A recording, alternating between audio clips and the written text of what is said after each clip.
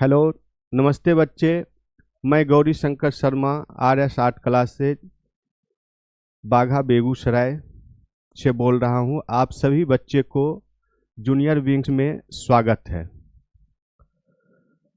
मैं 11-12 का आर्ट्स पढ़ाता हूँ।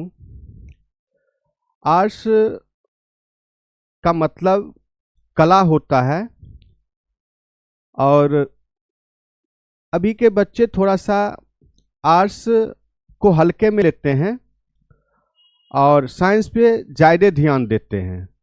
मैट्रिक परीक्षा पास करने के बाद आजकल मैं जो देखता हूँ, सभी बच्चे को साइंस के प्रति ज़्यादा रुझान रहता है, आर्ट्स को वो कम आंकते हैं। लेकिन आर्ट्स का वो इम्पोर्टेंस नहीं समझते हैं। साइंस पढ़ के आप मेडिकल इंजीनियरिंग में जा सकते हैं, बेहतर कर सकते हैं। लेकिन अगर आप 11-12 में आर्ट्स पढ़ते हैं तो आप general competition, railway, SSC, Bihar police, दरोगा, BPSC, UPSC, इस सभी में आप इस फील्ड में बेहतर कर सकते हैं।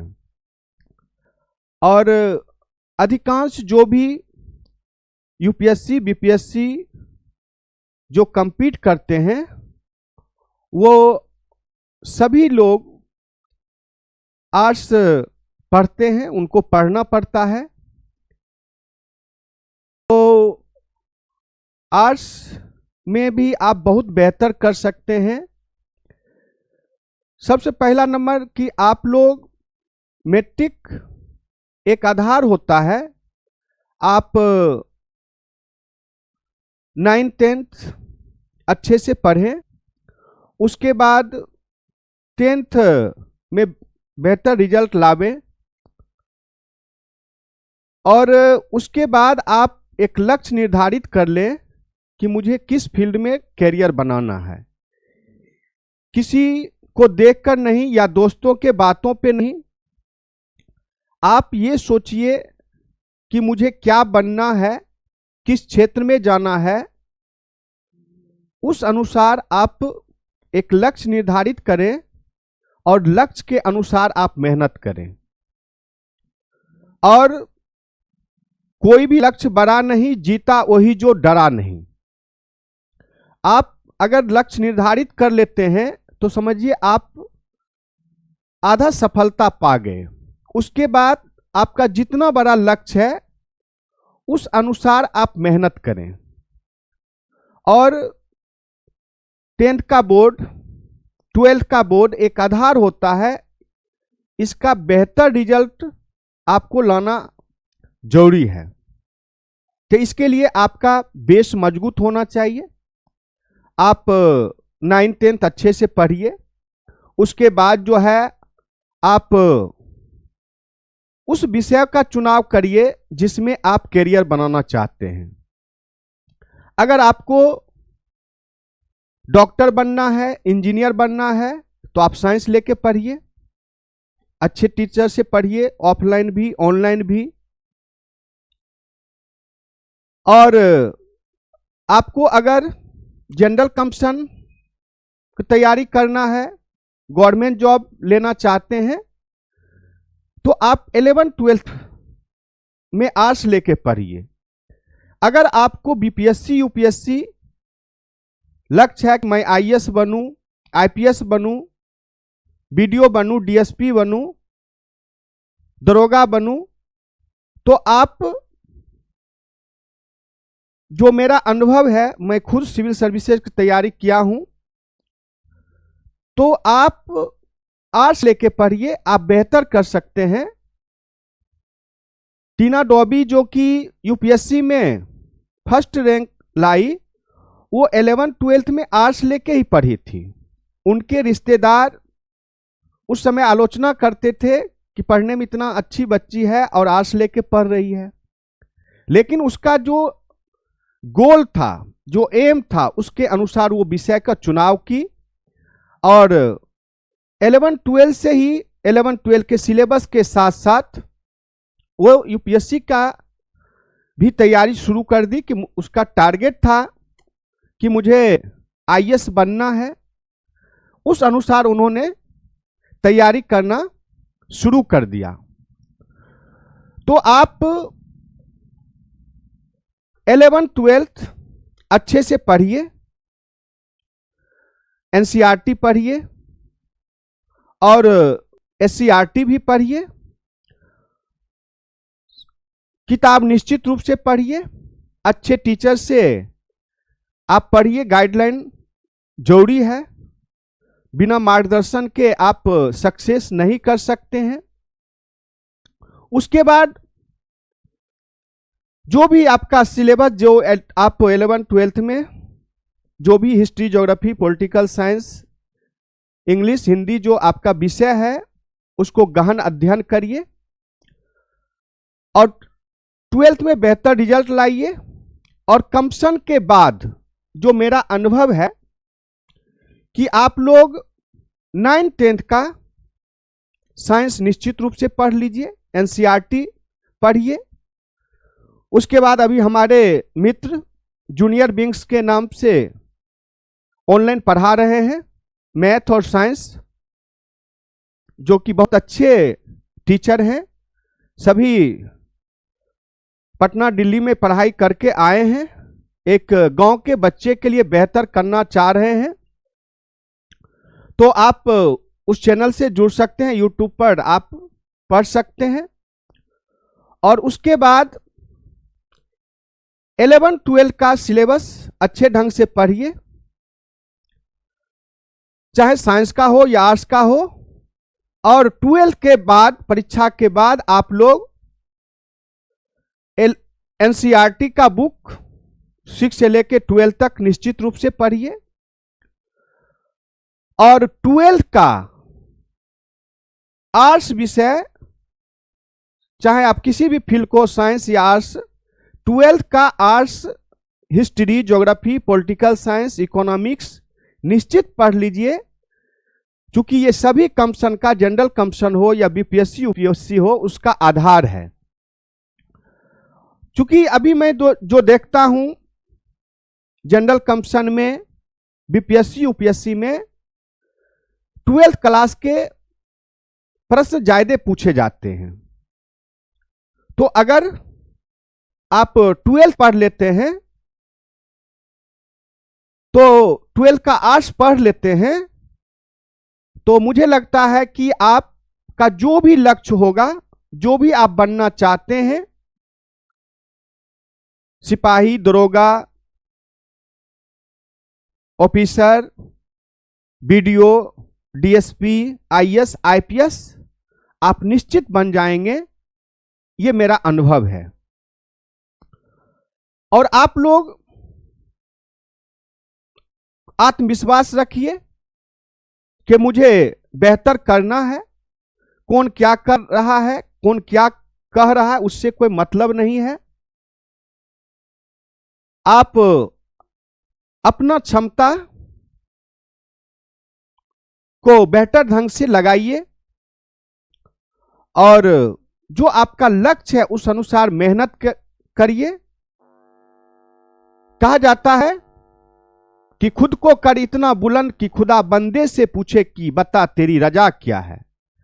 आप अपने अंदर इतना आत्मविश्वास रखिए कि मैं ये कर सकता हूं, चाहे छात्र हो या छात्राएं हो। खासकर हम छात्राएं से कहना चाहेंगे, आप लोग को मौका है, मौका मिला है। 21वीं सदी महिला सशक्तिकरण का है। सरकार भी आपके लिए बेहतर काम कर रही है, चाहे बिहार सरकार हो या केंद्र सरकार हो। बेटियों को पढ़ाने और बनाने के लिए सरकार बेहतर प्लेटफॉर्म दिया है। तो आप निश्चित रूप से तैयारी बेहतर ढंग से करिए। आपका जो अरमान है उसको पूरा करिए, इससे आपका भी अरमान पूरा होगा, माता पिता का भी अरमान पूरा होगा, आपका गरीबी दूर होगा। क्योंकि शिक्षा मूल चीज है। आप जब तक पढ़ेंगे नहीं तब तक आगे नहीं बढ़ेंगे। और शिक्षा, बाबा साहब भीमराव अंबेडकर कहे थे कि शिक्षा ऐसी शक्ति है जिसकी बदौलत व्यक्ति सब कुछ प्राप्त कर लेता है, अपने अधिकार और अपने लक्ष्य को प्राप्त कर लेता है। तो आप निश्चित रूप से, और बेटियां पढ़ के बनती है तो परिवार को शिक्षित करती ही है, और एक नहीं दो परिवार का नाम रोशन करती है। तो हम आप सभी बच्चे से यह कहना चाहता हूं, चाहे आप जूनियर्स विंग्स में हैं या सीनियर्स में हैं, आप जो अभी पढ़ रहे हैं, जो भी 9-10 के बच्चे हैं, 8-9-10 के बच्चे हैं, आप सिलेबस को अच्छे ढंग से पढ़िए। ऑफलाइन ऑनलाइन दोनों क्लास लीजिए। काहे कि मार्गदर्शन आवश्यक है, अच्छे शिक्षक से पढ़ना आवश्यक है। आप खुद अकेले सब कुछ नहीं कर सकते हैं, बेहतर ढंग से नहीं समझ सकते हैं, इसके लिए टीचर का मार्गदर्शन आवश्यक है। और 11-12 के बच्चे जो भी साइंस आर्ट्स के हैं, आप किताब भी पढ़िए, अच्छे टीचर से पढ़िए। और आर्ट्स अगर आपको पढ़ना है तो आप RS आर्ट क्लासेज में आइए, आपका स्वागत है। आपको 11-12 का बेहतर तैयारी कराया जाएगा। 11-12 के सिलेबस के साथ साथ कंपटीशन का भी तैयारी होगा, उस लेवल का मैं पढ़ाता हूं। आपको आगे जनरल कंपटीशन में BPSC UPSC में कोई दिक्कत नहीं होगा। मैं इतना आपको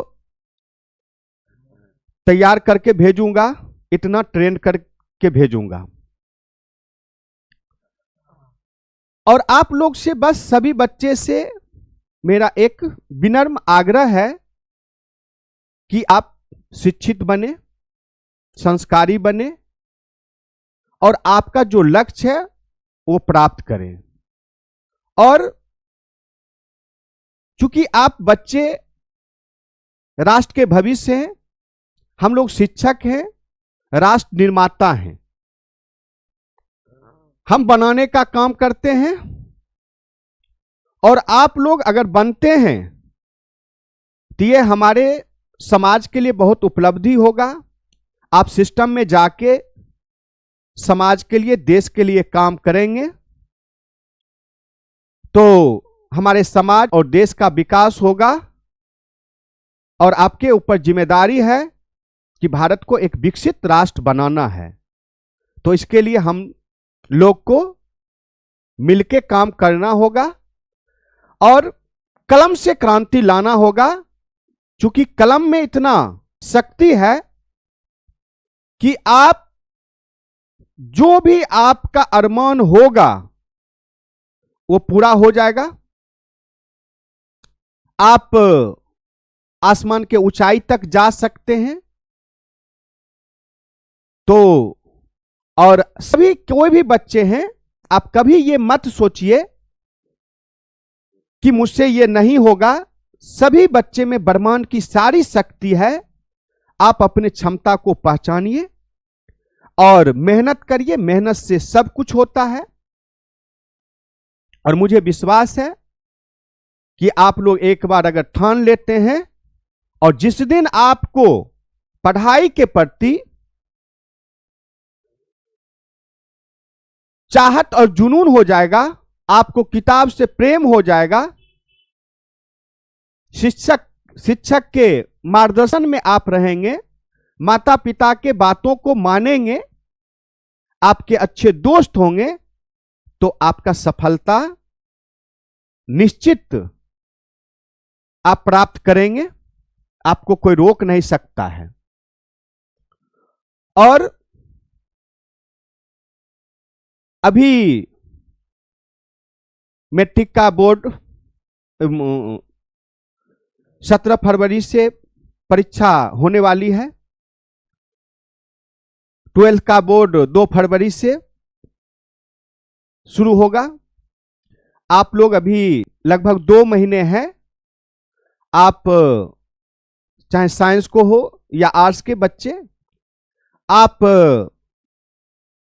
जो भी शिक्षक से पढ़े हैं चाहे ऑनलाइन या ऑफलाइन, उसको आप एक बार अब रिवीजन कर ले। आप देखें कहीं कमी है तो अभी बहुत सारे teacher offline online crash course चला रहे हैं, उनसे जुड़े। और अभी भी 2 महीना बचा हुआ है, आप बेहतर कर सकते हैं। आप घर में भी पढ़ें, 6 घंटा 8 घंटा पढ़िए और ऑफलाइन ऑनलाइन क्लास भी करिए। थोड़ा सा अभी परीक्षा के समय है, आप रिजर्व रहें, थोड़ा मोबाइल और फ्रेंड लोगों से दूर रहें, आप बेहतर कर सकते हैं।